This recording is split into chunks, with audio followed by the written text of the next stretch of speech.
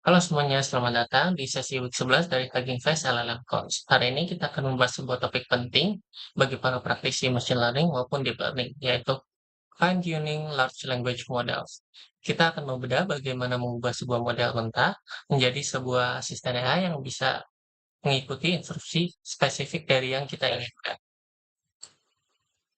Pembahasan ini akan menjadi 4 bagian utama, yaitu yang pertama ada chat template, di mana chat template merupakan sebuah struktur percakapan antara user dan model.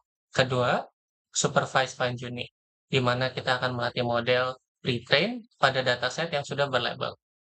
Selanjutnya ada low-rank adaptation. Bagian ini merupakan sebuah teknik fine-tune model dengan cara melatih beberapa layer dari model yang sudah di-train.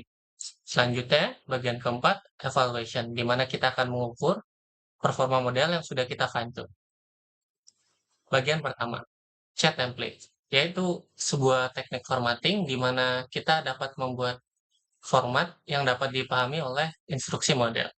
Tanpa template, model itu susah membedakan antara instruksi dari sistem itu sendiri, input pengguna, dan respon yang akan kita keluarkan. Nah, apa isi dari chat template tersebut? Template ini bertindak sebagai tata bahasa yang mengajarkan model untuk memahami alur percakapan. Seperti di sini, ada roles untuk dibagi bagi fine-tune LLM, yaitu ada sistem, tool, user, dan assistant.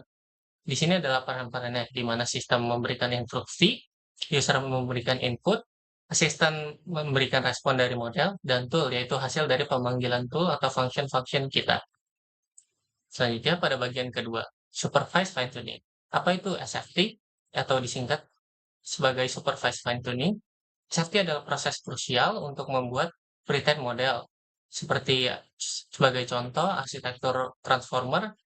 Nah, untuk apa sih SFT? SFT itu digunakan untuk kita ingin spesifik apa daripada model itu sendiri, seperti merespons dan juga menghasilkan output atau format tertentu.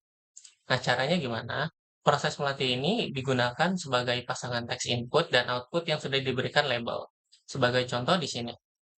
Di sini ada code collab yang sudah saya coba, di mana instructionnya dari user, assistant, dan user, di mana dibagi sebagai kolom prompt, prompt ID, dan message. Nah, setelah kita tahu, maka dari itu apa sih kegunaannya sebagai domain adaptation? Jadi karena kita fokus kepada sesuatu yang spesifik, maka domain yang dimiliki oleh model tersebut akan memahami informasi yang sulit ditangani, dia yang biasanya susah ditangani oleh model biasanya. Cara integrasinya gimana sih? Nah, proses pelatihan ini bisa dieksekusi seperti sebagai contoh sebagai FST trainer dari ekosistem Hugging Face. Nah, di sini ada konfigurasi dari sebuah SFT yang sudah saya buat dengan sebagai contoh learning rate 0,02, epoch 3, dan batch size 4. Selanjutnya, pada bagian 3, low rank adaptation. Nah, masalah utama dari fine-tuning LLM itu tuh mereka tuh butuh GPU memori yang sangat besar. Maka dari itu, muncullah low rank adaptation. Apa itu low rank adaptation yang bisa disingkat LoRA? LoRA secara singkat adalah sebuah teknik menghemat memori untuk fine-tuning sebuah model AI.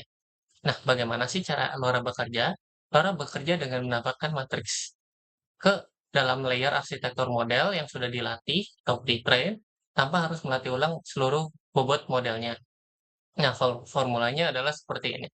H yaitu lapisan layer dari yang sudah disesuaikan, X sebagai input yang masuk ke dalam model, W underscore OX itu merupakan sebuah representasi dari bobotnya, yaitu weight. BAX adalah jalur adaptasi LoRa. Nah, daripada melatih matriks yang W yang besar, orang memecahnya jadi perkalian matriks kecil yang berukuran lebih rendah, yaitu A dan B. Nah, sebagai contoh, parameternya di sini, shape awalnya itu 1000 parameter, diubah menjadi matriks 8 kali 1000 dan 1000 kali 8. Nah, keuntungan LoRa itu apa aja sih?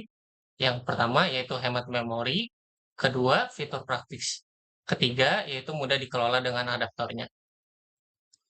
Nah, setelah kita tahu fungsi LoRa, gimana sih cara mengintegrasikan LoRa, yaitu dengan konfigurasi tersebut di table, yaitu rank, alpha, target modules, LoRa dropout, dan bias.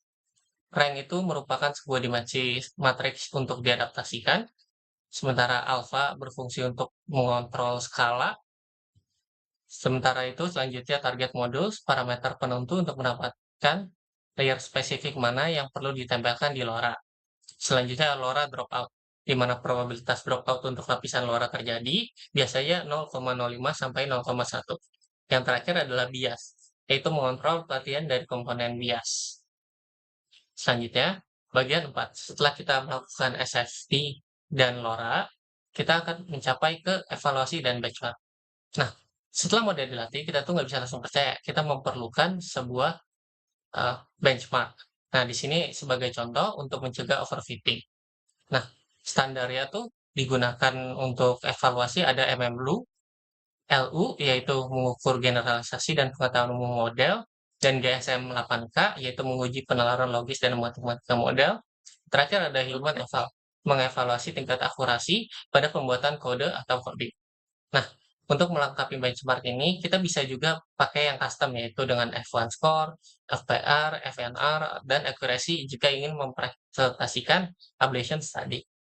Nah, di sini ada sebagai contoh perbandingan Fantun dan sebelum pada model Hugging Face small m. Nah, di sini kita dapat lihat bahwa yang hijau muda itu setelah, dan sementara itu yang ungu itu sebelum. Dan hasilnya jauh lebih baik.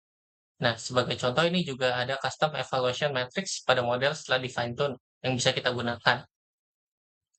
Sekian dari saya, terima kasih.